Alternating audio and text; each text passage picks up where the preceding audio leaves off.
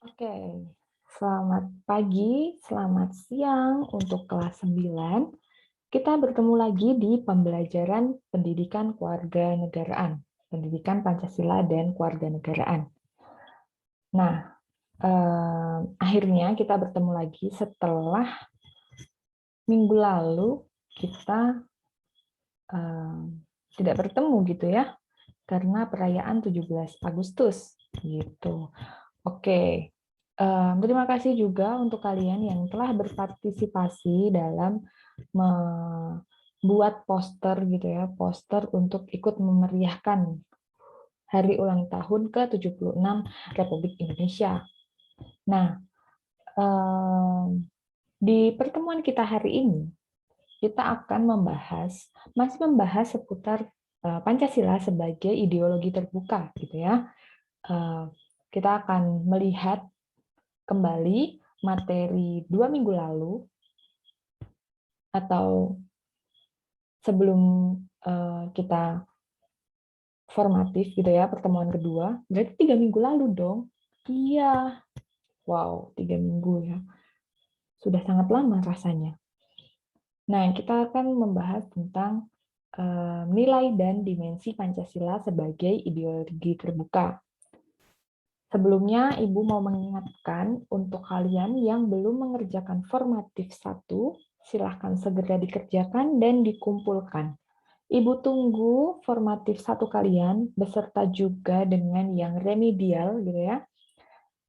Kalian mengerjakan hari ini dan dikumpulkan hari ini juga jam 6 sore, Ibu tunggu.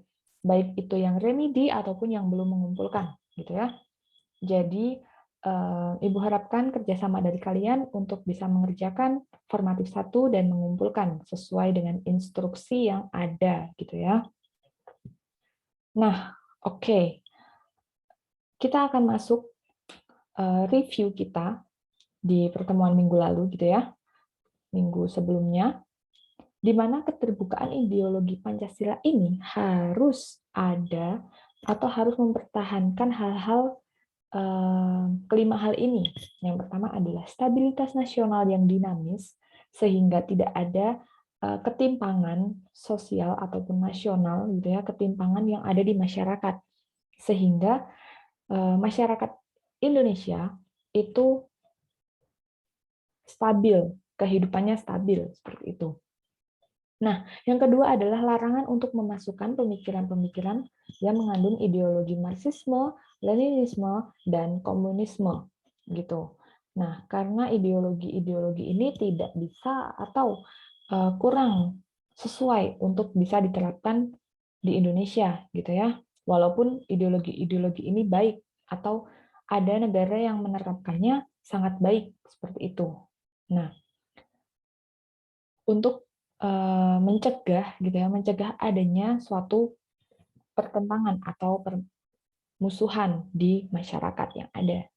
Nah, yang ketiga adalah mencegah berkembangnya paham liberal, di mana kalian juga telah mengerjakan gitu ya minggu lalu di formatif kalian gitu. Kenapa sih paham liberal itu tidak bisa diterapkan di Indonesia, gitu ya? Atau kenapa Pancasila ini lebih tepat untuk diterapkan daripada paham liberal? Kalian sudah mengetahuinya. Dan Ibu yakin dan percaya kalian yang mengerjakan dengan sungguh-sungguh formatif 1 kemarin, kalian juga sudah mengerti gitu ya. Dan yang belum mengerjakan, kalian bisa cari-cari tahu gitu ya, cari-cari tahu di internet, lalu kalian simpulkan sendiri, nanti akan Ibu berikan tanggapan Ibu di pertemuan selanjutnya gitu. Lalu yang keempat adalah larangan terhadap pandangan ekstrim yang menggelisahkan kehidupan masyarakat. Pandangan-pandangan ekstrim ini juga bisa seperti terorisme ataupun gerakan-gerakan separatisme yang mengesampingkan Pancasila sehingga mereka ingin untuk menguasai Indonesia ataupun suatu wilayah di bawah kedaulatan Pancasila dengan menggunakan kedaulatan mereka atau ideologi mereka sendiri gitu. Yang kelima adalah penciptaan norma yang harus melalui kesepakatan. Karena negara Indonesia adalah negara demokrasi gitu ya, yang segala hal diputuskan dengan adanya demokrasi, gitu ya, musyawarah, maka norma-norma yang ada di masyarakat perlu juga ada kesepakatan dari anggota masyarakat dan juga dari pemimpinnya, seperti itu. Oke, dari kelima hal ini maka ada nilai-nilai dasar, gitu ya, nilai-nilai dasar, nilai-nilai yang harus ada, gitu ya, yang mendasari Pancasila ini ada, gitu. Nilai dan dinamika Pancasila. Yang pertama adalah nilai dasar. Nilai dasar ini merupakan nilai-nilai yang terkandung ada di Pancasila itu, nilai-nilai yang sebenarnya ada di masyarakat, gitu ya, yang berlangsung di masyarakat, yang melekat di negara kita. Sehingga nilai-nilai dasar ini memiliki tujuan atau memiliki cita-cita serta nilai-nilai yang baik dan benar. Dan juga nilai dasar kita ini tertera atau tercantum dalam Pancasila itu sendiri, baik sila 1, sila 2, sila 3, sila 4, dan sila 5, gitu ya. Nah, nilai-nilai dasar apa saja sih yang kita miliki, gitu ya? Kalian pasti tahu juga nilai-nilai dasar itu adalah yang pertama adalah nilai ketuhanan, gitu ya. Nilai ketuhanan. Nilai ketuhanan ini adalah nilai dasar atau yang menjadi dasar adanya takut akan Tuhan dan peraturan-peraturan keagamaan lainnya, gitu ya. Menjunjung tinggi toleransi antar umat beragama, misalnya seperti itu. Nah, yang kedua adalah kemanusiaan. Allah telah menciptakan manusia, gitu ya. Yang pertama adalah ketuhanan yang Maha Esa, yang kedua adalah kemanusiaan yang adil dan beradab, gitu ya. Nah, nilai ini nilai dasar yang ada di masyarakat, di mana manusia tidak membeda-bedakan manusia lain berdasarkan kulit, latar belakang, ekonomi, dan lain-lain. Atau yang sering kita sebut tidak mengandung sara, seperti itu ya.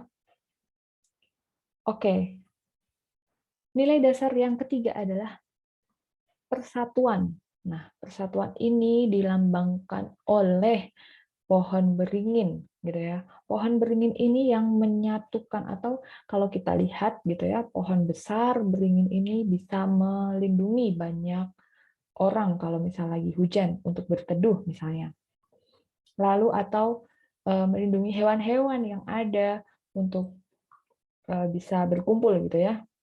Nah, nilai persatuan ini mengutamakan persatuan dan kesatuan daripada kepentingan pribadi atau golongan.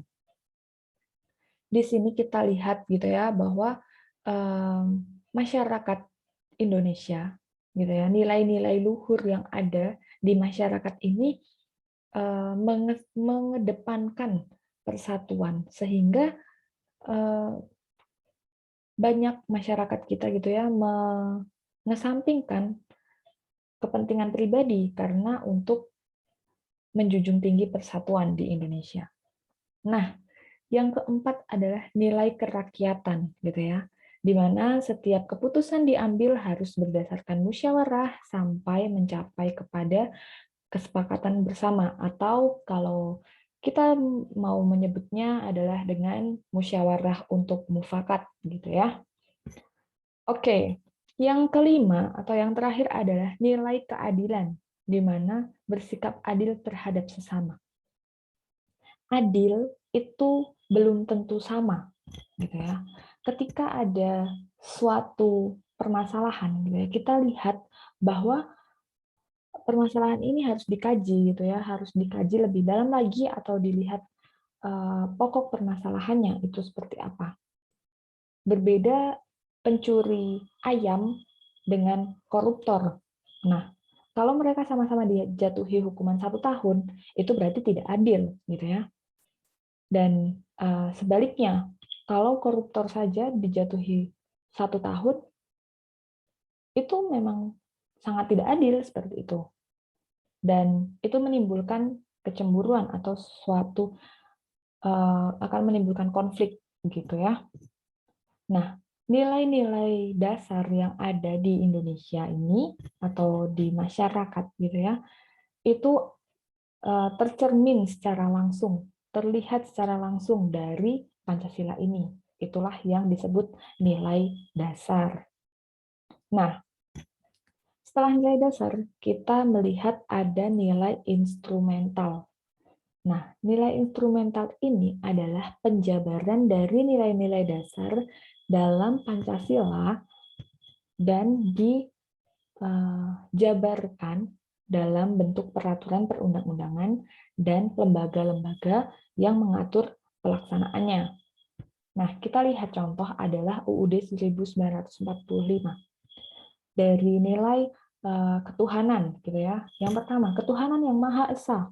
Nah, diturunkanlah di UUD 1945 di mana setiap warga negara memiliki kebebasan untuk memeluk agamanya masing-masing atau beribadah berdasarkan agamanya. Seperti itu. Nah, ada juga ketetapan MPR, ada undang-undang, dan juga peraturan perundang-undangan lainnya. Nah, hal ini disesuaikan dengan perkembangan zaman yang ada, serta aspirasi atau pendapat dari masyarakat berdasarkan nilai-nilai Pancasila. Maksudnya apa? Ketika sesuatu ada perubahan, gitu ya, ketika ada perubahan, lalu peraturan ini dianggap sudah tidak sesuai dengan apa yang terjadi saat ini, maka akan ada pembaruan. Tetapi pembaruan itu bukan semata-mata meninggalkan Pancasila sebagai nilai dasar, tetapi mengacu kepada Pancasila sebagai nilai dasar untuk mengambil keputusan atau membuat peraturan yang baru. Seperti itu. Oke, setelah di dalam nilai instrumental ini, maka ada yang namanya nilai praksis atau nilai praktis gitu. Nah, setelah dituliskan atau dijabarkan dalam Undang-Undang Dasar, maka harus ada prakteknya, gitu ya, bukan hanya sekedar pengetahuan belaka, tetapi harus ada prakteknya. Nah, prakteknya ini berupa pengalaman nyata dari kehidupan sehari-hari dalam bermasyarakat, berbangsa, dan bernegara. Dalam realisasi praksis inilah menjabarkan nilai-nilai Pancasila yang berkembang dan selalu bisa mengalami perubahan sesuai dengan perkembangan zaman yang ada. Seperti itu. Nah, dari sini kita bisa lihat gitu ya. Ibu akan berikan contohnya. Nah, contohnya itu seperti ini. Ibu ambil dari kitapunya.net. Nilai pada Pancasila. Misalnya, nilai dasarnya adalah nilai ketuhanan gitu ya. Nilai dasar ketuhanan yang Maha Esa, sila pertama. Nah, nilai instrumental atau penjabaran lebih lanjutnya, penjabaran lebih rincinya ada di pasal 29 ayat 2 UUD 1945 gitu, di mana negara menjamin kemerdekaan tiap-tiap penduduk untuk memeluk agamanya masing-masing dan untuk beribadah menurut agamanya dan kepercayaannya itu. Jadi diberikan kebebasan untuk bisa memeluk agamanya masing-masing dan beribadah tanpa adanya suatu paksaan. Seperti itu. Bebas memilih untuk beragama apa, lalu bebas beribadah di tempat ibadah yang sudah ada, ataupun kepercayaan mereka masing-masing. Nah, nilai praksisnya apa sih? Yaitu tidak memaksakan kehendak terhadap sesama warga negara. Ketika saya beragama A, saya tidak bisa memaksakan agama saya kepada teman saya, gitu. Misalnya contohnya seperti itu. Nah, yang kedua adalah saling toleransi, gitu ya, saling toleransi dan penuh kasih sayang terhadap warga negara yang berbeda agamanya. Sekalipun berbeda, kita tetap menjunjung nilai kesatuan, gitu ya, persatuan berdasarkan ketuhanan yang ada. Seperti itu. Oke, dari sini apakah ada pertanyaan? Jika kalian ada pertanyaan, kalian kalian bisa tuliskan gitu ya, tuliskan di kolom komentar, ataupun kalian bisa PC ke ibu gitu ya, personal chat ke ibu mengenai hal-hal yang belum kalian pahami, seperti itu. Oke, kita ke next, yaitu ada dimensi-dimensi Pancasila sebagai ideologi terbuka. Yang pertama adalah dimensi idealisme, di mana setiap ideologi gitu ya, setiap dasar negara pasti memiliki idealisme atau rancangan untuk bisa mencakup keseluruhan gitu ya, yang lebih ideal dan bersumber pada filsafat-filsafat yang ada gitu ya. Nah, dalam Pancasila ini, nilai yang terkandung dalam Pancasila ini bersifat sistematis dan rasional dan menyeluruh pada hakikatnya dan bersumber segala sesuatunya, peraturan-peraturan yang terbuat itu bersumber pada filsafat Pancasila, gitu ya. Nah, filsafat-filsafat atau filosofi-filosofi yang ada di masyarakat itu diambil dan menjadikan suatu dasar dan memberikan harapan, optimisme, serta memberikan motivasi untuk berupaya meningkatkan cita-cita atau mewujudkan cita-citanya, gitu ya. Nah,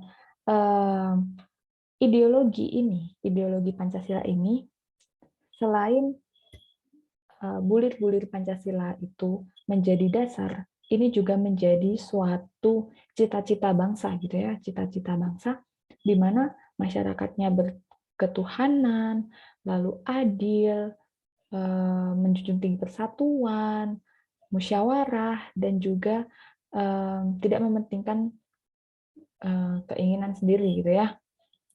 Nah, ideologi Pancasila kita ini mengandung cita-cita yang ingin dicapai dari berbagai bidang kehidupan bermasyarakat, berbangsa, dan bernegara. Sehingga dalam menjalankan peraturan atau dalam menjalankan ideologi ini, kita bisa mengetahui arah kita atau kemana kita akan melangkah, kemana tujuan kita gitu ya, sehingga tidak terombang-ambingkan oleh perubahan yang ada seperti itu. Oke, selain dimensi idealisme, yang kedua adalah dimensi normatif. Nah, di mana nilai-nilai yang terkandung di dalam Pancasila ini perlu dijabarkan dalam suatu sistem norma yang berlaku di masyarakat. Nah, di sini kita bisa lihat bahwa Pancasila ini terkandung dalam pembukaan Undang-Undang Dasar Negara Republik Indonesia tahun 1945 yang merupakan tertib hukum tertinggi dalam negara Indonesia serta merupakan suatu stats fundamental norm, di mana pokok kaidah negara yang fundamental. Maksudnya apa? Maksudnya adalah Undang-Undang Dasar 1945 ini menjadi suatu patokan untuk bisa mengambil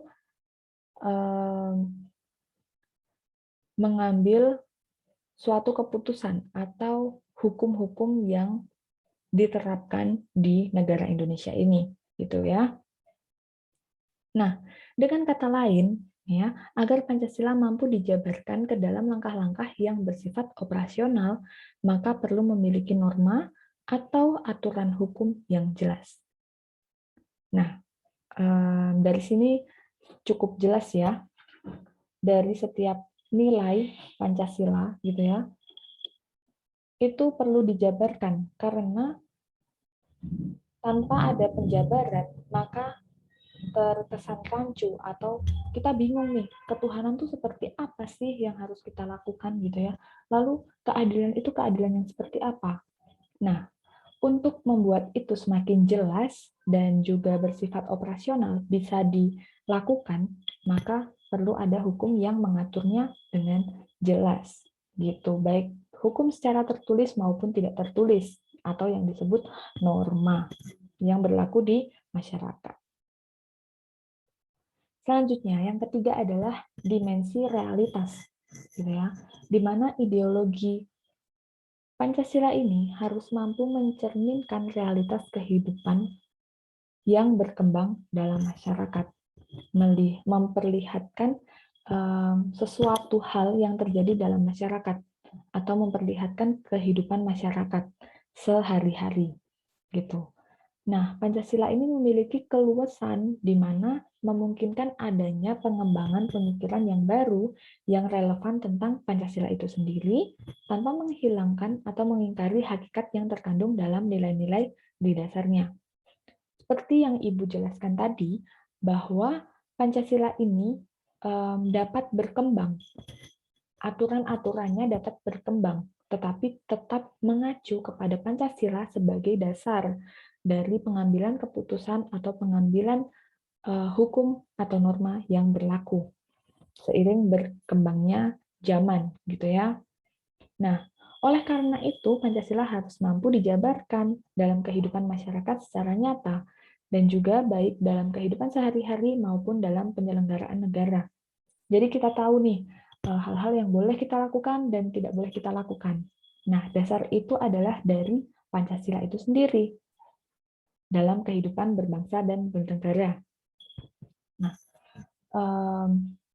dari sini kita bisa tahu gitu ya bahwa ideologi Pancasila sebagai ideologi terbuka itu seperti apa gitu, di mana terbuka oleh seluruh rakyatnya atau seluruh masyarakat yang ada dan juga terbuka untuk mengalami pembaruan nilai-nilai atau pembaruan peraturan-peraturan yang ada seperti itu.